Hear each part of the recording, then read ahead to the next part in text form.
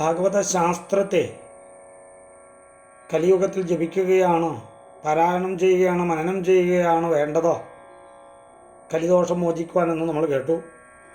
എല്ലാവർക്കും ഭാഗവതം ലഭിക്കുമോ? അതുമില്ലാന്ന. ഭഗവാനിൽ പരമപ്രേമമായിരിക്കുന്ന ഭക്തി ഉണ്ടാകുവാനുള്ള മാർഗം എന്താണ്? മനഃശുദ്ധി കൈവരുത്തുക മാത്രമാണ്. ഭഗവാനിൽ അചഞ്ചലമായിരിക്കുന്ന ഭക്തി ഉണ്ടാവണമെങ്കിൽ മനഃശുദ്ധി ഉണ്ടാവണം. ശൗനകാദ ഋഷീശ്വരന്മാർ സൂത മഹർഷിയോട് ചോദിച്ചു, ഈ മനഃശുദ്ധി ഉണ്ടാവാൻ എന്താണ് വേണ്ടത്? അതിന് മറ്റു മാർഗമില്ലാന്ന. ഭാഗവത കഥാമൃത ശ്രവണം തന്നെ. അപ്പം ജന്മാന്തരങ്ങളായി ലഭിച്ചിരിക്കുന്ന സുഹൃതഫലമാണ് ഭാഗവത കഥാമൃത ശ്രവണം. യസ്മാത് അപരം കിഞ്ചിൻ മനഃശുദ്ധിയെ ന വിദ്യതേ ജന്മാന്തരേ ഭവേത് പുണ്യം തഥാ ഭാഗവതം ലഭേത. ജന്മാന്തരങ്ങളിൽ ചെയ്തിരിക്കുന്ന സുഹൃതകർമ്മങ്ങളുടെ പുണ്യകർമ്മങ്ങളുടെ ഫലം കൊണ്ട് മാത്രമാണ് ഭാഗവത ശാസ്ത്രജ്ഞാനം ലഭിക്കുന്നത്. അപ്പോൾ ഇവിടെ പറയുകയാണ്, ഭാഗവത കഥാമൃതം കേൾക്കുവാൻ ഭാഗ്യമുണ്ടായാൽ കഴിഞ്ഞ ജന്മങ്ങളിൽ പുണ്യം ചെയ്തിരിക്കുന്നു എന്ന് ഉറപ്പിച്ചു കൊള്ളാനാ. ജന്മാന്തരകൃതം പുണ്യം തഥാ ഭാഗവതം ലഭേത. അപ്പോൾ ജന്മാന്തരങ്ങളിൽ ദിവ്യമായിട്ടുള്ള സുഹൃതം ചെയ്തതുകൊണ്ട് മാത്രം ഭാഗവത ശാസ്ത്രജ്ഞാന ശ്രവണം അല്ലെങ്കിൽ ശാസ്ത്രജ്ഞാനം ലഭിക്കുന്നു. ഇവിടെ പറയുകയാണ്, ഭാഗവത കീർത്തനവും ഭാഗവത ശ്രവണവും അത്ര സുലഭമല്ല, അത്ര വേഗത്തിൽ ലഭിക്കുന്നതല്ല ഭാഗവത കഥാമൃത ശ്രവണം, ഭാഗവത കീർത്തനം. ജന്മാന്തരങ്ങളായിട്ട് നമ്മുടെ മനസ്സിനെ പരിശുദ്ധമാക്കി ഭക്തിമാർഗം സ്വീകരിച്ചിരിക്കുന്നവർക്ക് മാത്രമാണ് ഭാഗവത കഥാമൃത ശ്രവണം ലഭിക്കുന്നത് എന്ന്. അതല്ലാത്തവർക്കോ ഭാഗവത കഥാകഥനം നടക്കുന്നതായിട്ടുള്ള ആ സ്ഥാനത്ത് പോലും എത്തിച്ചേരുവാനും സാധിക്കുന്നില്ല. ഇനിയോ എത്തിച്ചേർന്നാൽ തന്നെയോ ശ്രദ്ധയോടുകൂടി ആ കഥാമൃതത്തെ ശ്രവിക്കുവാനോ സാധിക്കുന്നില്ല എന്ന്. ശൗനകാദികൾ കഥ കേട്ടുകൊണ്ടിരിക്കുന്നു.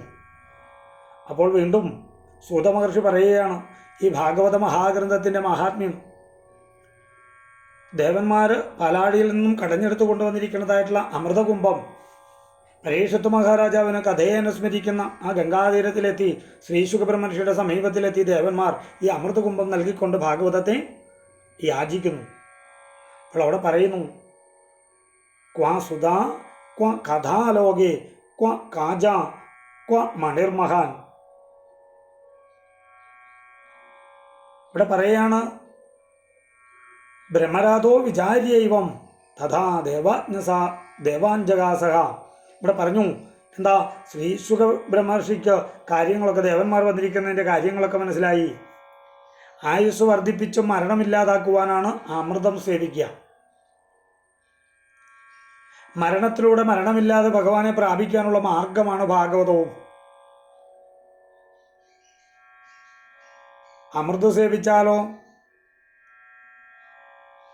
അമൃതിൻ്റെ ചൈതന്യം ശോഷിച്ചു വന്നു ഒടുവിൽ ഈ മരണത്തെ സ്വീകരിക്കേണ്ടി വരും. എന്നാൽ ഭാഗവത കഥാമൃതം സേവിച്ചാലോ ജീവന് അമൃതത്വം ഉണ്ടാകുന്നു. അപ്പോൾ ഈ അമൃതം എവിടെ കിടക്കുന്നു? ഭാഗവത കഥാമൃതം എവിടെ കിടക്കുന്നു? മഹത്തായിരിക്കുന്ന ഒരു മഹാരത്നത്തെ കരിങ്കല്ല് കൊണ്ട് തുലനം ചെയ്യുന്നത്ര നിസാരമാണ് ഭാഗവത കഥാമൃതത്തെ പാലാടിയിലെ അമൃതം കൊണ്ട് തുലനം ചെയ്യാം എന്ന് വിചാരിച്ചാൽ. ഇത് മനസ്സിലാക്കിയതായ ശ്രീശുഖ ബ്രഹ്മർഷി ദേവന്മാരെ അവിടെ നിന്ന് യാത്രയാക്കിയെന്ന്. ദേവന്മാർക്ക് ഭഗവത് ഭക്തിയില്ല. അല്ലയോ ദേവന്മാരെ, നിങ്ങൾക്ക് സ്വർഗീയ സുഖങ്ങളിൽ മുഴുകിക്കഴിയുന്നവരാണ്. ഭക്തിയോ ഭഗവാനോ ഒന്നും ദേവന്മാരുടെ മനസ്സിൽ ഇല്ലാന്ന. ഈ കാര്യം മനസ്സിലാക്കിയ ശ്രീശുഖ ബ്രഹ്മർഷി ആ അമൃതം സ്വീകരിച്ചുകൊണ്ട് ഭാഗവതത്തെ നൽകുവാൻ തയ്യാറായില്ല എന്ന്. അവരെ പരിഹസിച്ചുകൊണ്ട് യാത്രയാക്കി എന്നിവിടെ ഓർമ്മിപ്പിക്കുക.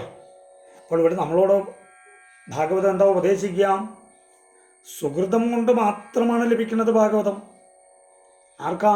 ഭൂമിയിലെ മനുഷ്യർക്ക്. നമുക്ക് മാത്രമേ ഭാഗവത കഥാമൃതം ലഭിക്കുന്നുള്ളൂ എന്നിവിടെ വർണ്ണിച്ചു.